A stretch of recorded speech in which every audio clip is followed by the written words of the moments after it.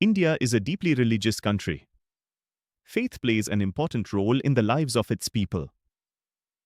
At the same time, India is a secular republic. This principle is written clearly into our constitution. But what does that actually mean, especially when religious symbols appear inside public institutions like courts?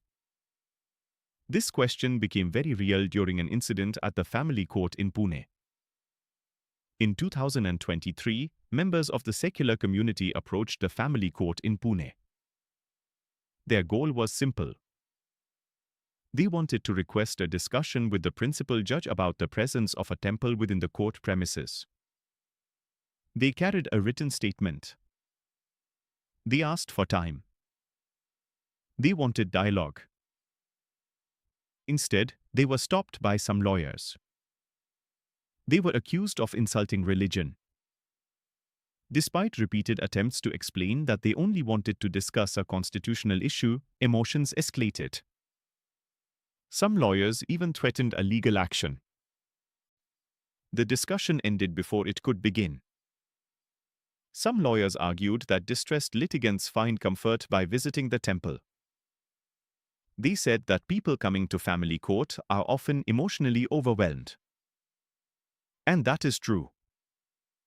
But emotional responses alone cannot decide constitutional questions.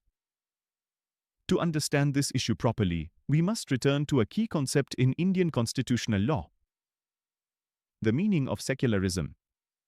The word secular was added to the preamble of the Indian Constitution in 1976. But according to the Honorable Supreme Court judgments, the Constitution has been secular since its inception. Importantly, the Constitution does not say that Indian citizens must be non-religious. In fact, it explicitly guarantees freedom of thought, belief, faith, and worship. So where does secularism apply? It applies to the state, not to individuals. India is secular because the state system is secular, not because its citizens are expected to give up religion. Indian citizens may follow any religion or none at all. But the Indian state cannot associate itself with any religion. Government policies, laws, and institutions must remain neutral. This includes the judiciary. Judges do not decide cases using religious texts. Lawyers do not argue based on theology. Justice is delivered through secular law. That neutrality is not symbolic. It is foundational. Courts provide many public facilities: canteens, waiting rooms, photocopy services, even spaces for breastfeeding. These exist to meet universal, functional needs. They are not religious symbols. They do not privilege one belief over another. A temple, mosque, or shrine is different. It is not a facility.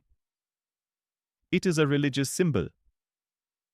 When such symbols exist within state-controlled spaces, they send a message, whether intended or not.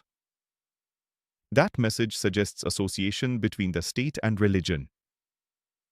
In constitutional secularism, intent is not enough.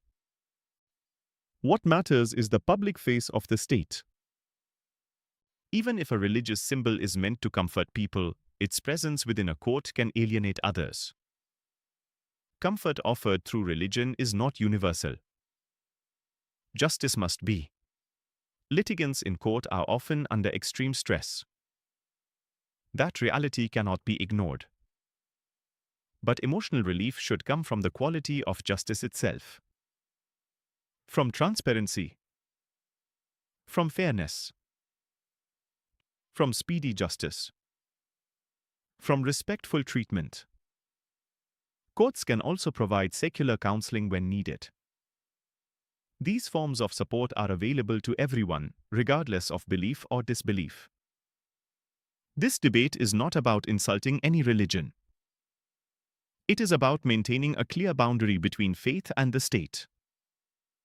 In Pune Family Court, the solution is relatively simple. The temple sits near the edge of the court premises.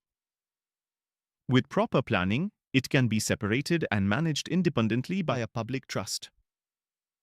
The court's secular character remains intact. The temple continues to function freely.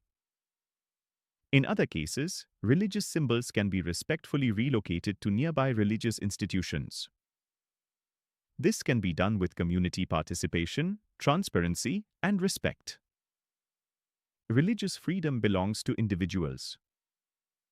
Religious neutrality binds the state.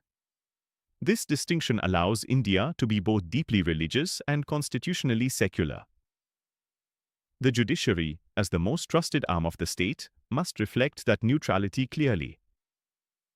This debate is not about God. It is about constitutional responsibility. Maintaining secular spaces does not reject religion. It protects fairness. And it preserves the trust that justice depends upon. That trust is essential for believers and non-believers alike.